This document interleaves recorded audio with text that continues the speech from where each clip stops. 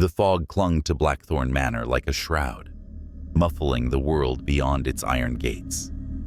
Nestled in the remote hills of northern England, the estate was a relic of grandeur, its stone walls weathered by centuries of secrets. Tonight, it hosted a reunion of sorts, a gathering of 6 estranged friends, invited by their enigmatic host, Victor Hargrove, a retired financier with a penchant for theatrics. The invitation had been cryptic. Join me for a weekend to bury the past.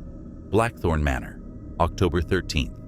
Come alone. Detective Inspector Evelyn Ward stood at the manor's threshold, her boots sinking into the damp gravel. She hadn't been invited to the reunion. Her presence was due to a call received at 3:17 a.m., a panicked voice reporting a death.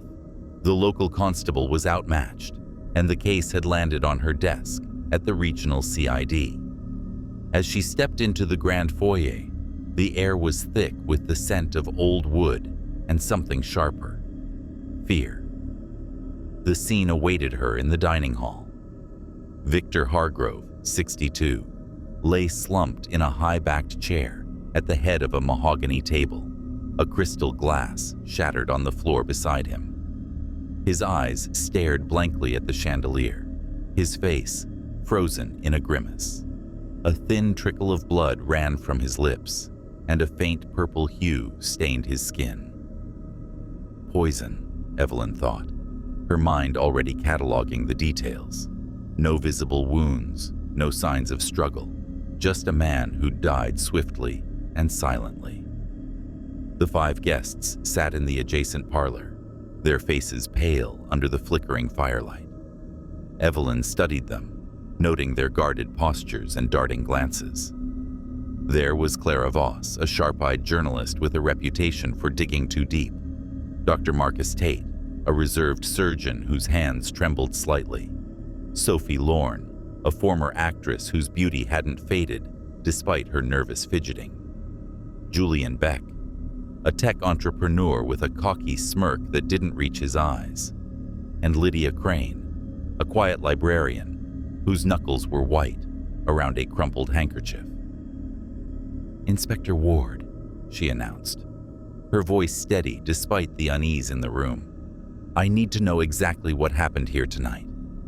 The story they told was disjointed, but consistent. Victor had hosted a lavish dinner, roast lamb, vintage wine, and a tirade about their shared past. They'd all known each other 20 years ago at university, part of a tight-knit group called the Thorn Circle. Victor, the charismatic leader, had orchestrated their gatherings, often laced with mind games and rivalries. After graduation, a falling out, details vague, had scattered them. This weekend was meant to reconcile, or so Victor claimed.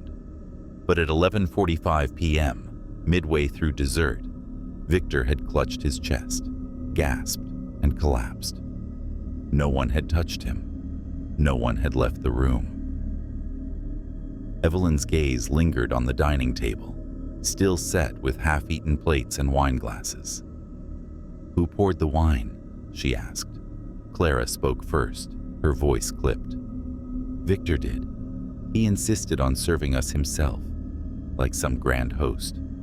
He was always performative." "Any of you touch his glass?" Evelyn pressed. Heads shook in unison, but Sophie's eyes flicked to the floor. Evelyn noted it. "I'll need statements from each of you, individually, and no one leaves this house until we're done." The first to be interviewed was Clara, who sat across from Evelyn in the manor's study, a room lined with leather-bound books and a portrait of Victor glaring from above the fireplace. Clara's auburn hair was pulled tight, her expression defiant. "Victor was a manipulator," she said, unprompted, "always playing games, pitting us against each other. This weekend felt like another one of his tests. He kept hinting at secrets, saying we'd all regret the past if we didn't face it." "What secrets?" Evelyn asked, pen poised over her notebook. Clara hesitated. "He didn't say outright, but back at university there was an incident. A girl, Anna, died. Officially an accident. She fell from a cliff during a group hike. But Victor always acted like he knew more. Like some of us were involved. Evelyn's pulse quickened. Were you? Clara's eyes hardened. No, but Victor loved holding it over us. He'd drop hints, make us paranoid. Tonight he was worse. Kept saying, the truth will come out before he... She trailed off, shuddering. Next was Marcus, the surgeon. His calm demeanor cracked as he described the moment Victor collapsed. I checked his pulse. Nothing. His lips were blue, and there was a faint smell, like almonds. Cyanide, I'd wager. Evelyn raised an eyebrow. You're quick to diagnose. I'm a doctor, he snapped. I know what I saw, but I couldn't save him. It was too fast. Did you see anyone tamper with his food or drink? Marcus shook his head, but his fingers twitched. No. But Victor was pouring wine all night. If someone slipped something in, they'd have had to be quick. Sophie, the actress, was a mess of nerves. She twisted a strand of blonde hair as she spoke. I didn't do anything. Victor was intense. Kept staring at me during dinner, saying I'd forgotten my lines. I don't know what he meant. Did you touch his glass? Evelyn asked, recalling Sophie's earlier glance. No, I passed him a bottle when he asked, but that's it. Her voice cracked, and Evelyn made a mental note to check the bottle. Julian, the tech mogul, leaned back in his chair, arms crossed. Victor was a control freak, always had to be the smartest guy in the room. Tonight he was ranting about betrayal, how we'd all pay for our sins. I thought he was just drunk. Any enemies here? Evelyn asked. Julian smirked. Take your pick. None of us liked him much, but murder? That's a stretch. Lydia, the librarian, was last. Her voice was barely above a whisper. Victor was cruel. He'd tease me about being quiet, but tonight he said I was hiding the most. I don't know what he meant, but it scared me. Evelyn closed her notebook. Each guest had a motive, however vague, tied to a murky past. The mention of Anna's death gnawed at her. She needed more. The Manor's kitchen was next. Evelyn examined the wine bottles. 3 opened, one a rare Bordeaux from Victor's private cellar. A faint residue in Victor's glass caught her eye. She bagged it for forensics, along with the bottles. The food appeared untouched, but she sent samples anyway. The staff, 2 cooks and a butler, confirmed they'd prepared the meal but hadn't served it. Victor had insisted on handling the wine and dessert himself. Back in the dining hall, Evelyn noticed a small detail. A single chair, slightly askew, at the far end of the table. It hadn't been mentioned. Who sat here? She called to the group, now huddled in the parlor. Silence. Then Clara spoke. No one. Victor set an extra place. Said it was for a silent guest. Evelyn's skin prickled. A silent guest? Sophie nodded. He was being dramatic. Said it was a reminder of someone who couldn't be here. We thought it was about Anna. Evelyn's mind raced. Anna's death, the cryptic invitation, the extra chair. This wasn't a random reunion. Victor had planned something, and it had backfired. She needed to dig into Anna's case. By morning, the fog had thickened, isolating the manor further. Forensics arrived, confirming cyanide in Victor's glass and the Bordeaux bottle. No fingerprints but Victor's on the bottle, which raised questions. If he'd poured it himself, how had the poison gotten in? The team found no cyanide in the kitchen or staff quarters, narrowing the source to the dining room. Evelyn requested the case file on Anna's death from 2005. It arrived via email. Anna Kendrick, 21, died after falling from a cliff during a thorn circle hike. No witnesses to the fall, though Victor and the others were nearby. The coroner ruled it an accident, citing alcohol and a slippery path. But a note in the file caught Evelyn's eye. Anna's journal, found later, mentioned feeling watched by the group and distrusting Victor. Evelyn confronted the group again. "Tell me about Anna." The room tensed. Clara spoke first. She was sweet but naive, hung around Victor too much. After she died, we all drifted apart. Guilt, maybe. "Guilt?" Evelyn pressed. "Not like that," Marcus cut in. "It was an accident. We were all drinking, and she wandered off. Victor blamed himself most. He was supposed to be leading the hike." Sophie's eyes welled up.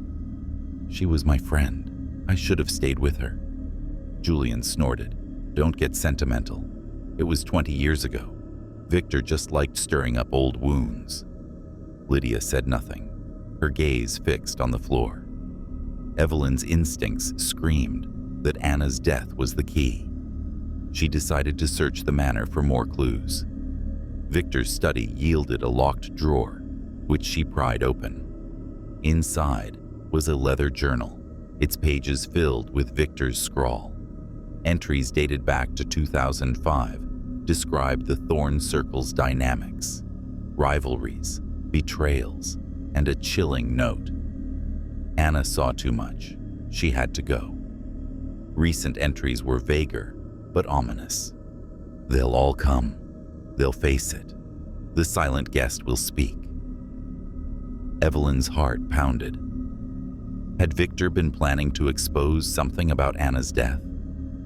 And who was the silent guest? That afternoon, she re-interviewed the guests, focusing on their movements during dinner. Clara admitted to leaving the table briefly to use the restroom. Marcus had stepped out to take a call. Sophie had gone to the kitchen for water. Julian claimed he'd stayed put, but Lydia contradicted him, saying he'd disappeared for a bit. Lydia herself had no alibi. She'd been lost in thought. At the table, Evelyn's suspicion deepened. The cyanide had to have been added during dinner, likely when Victor was distracted, but the lack of fingerprints on the bottle suggested premeditation. Someone had known Victor would serve that specific wine. She turned to the manor's security system, rudimentary but functional. The cameras covered the entrances but not the dining hall. Footage showed no outsiders entering, confirming the killer was among the guests. But a grainy clip from the hallway caught her attention. At 11:30 p.m., a figure in a dark coat slipped into the dining hall, carrying something small. The face was obscured, but the build suggested a woman. Evelyn gathered the group again. Someone entered the dining hall just before Victor died. Who was it? Panic flickered across their faces. Sophie spoke up, her voice trembling. "I went back to get my shawl. It was chilly." "Carrying what?" Evelyn asked. "Nothing. Just my hands." Clara scoffed. "You're lying, Sophie. You were always sneaking around." "Enough," Evelyn snapped. "I'm searching your rooms." The searches were revealing.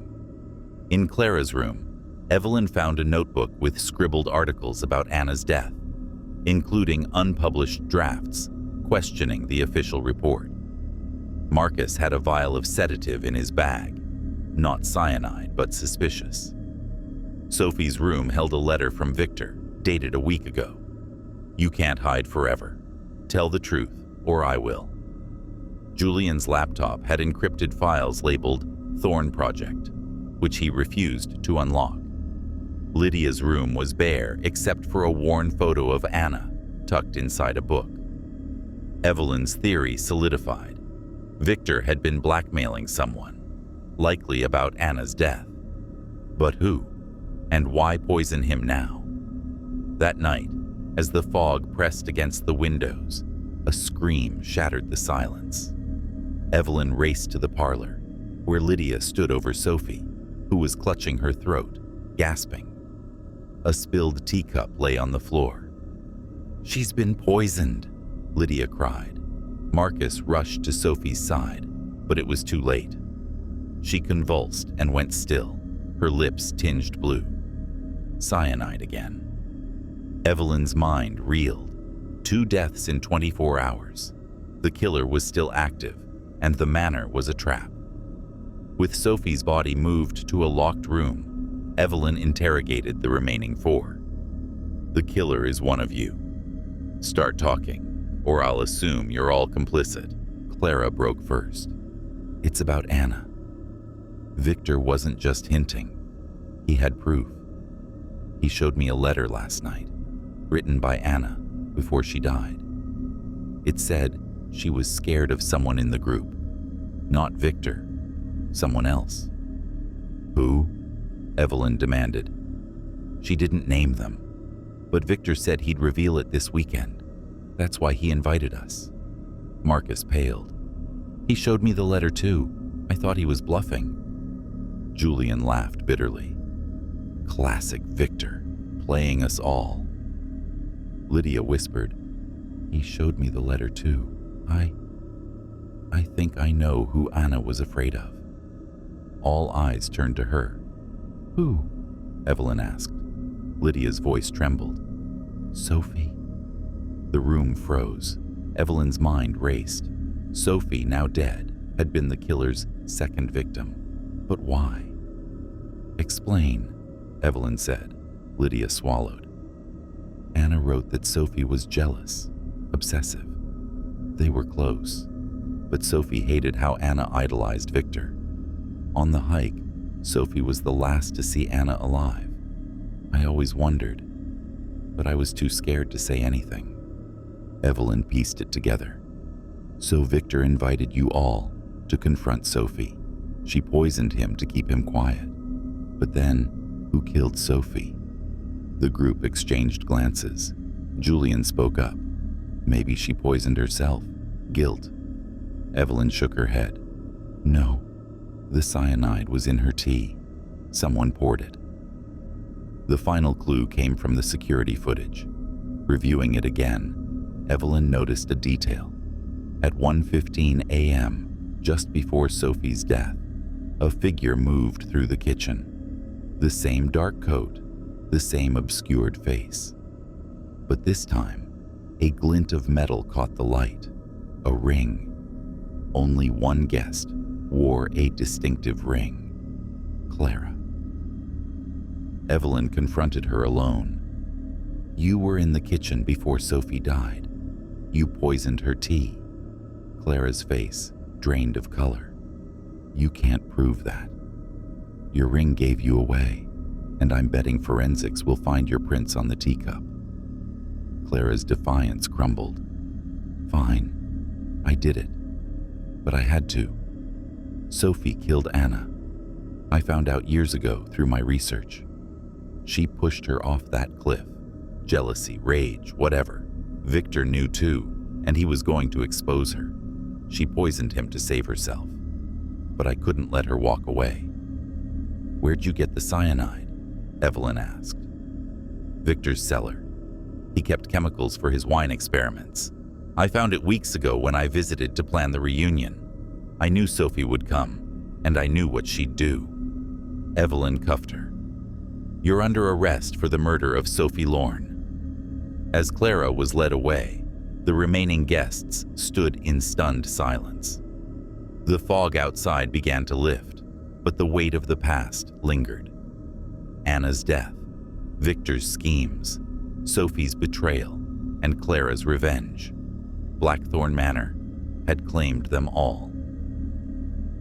Evelyn drove away as dawn broke, the manor shrinking in her rearview mirror. The case was closed, but the silent guest, Anna's memory, would haunt those hills forever.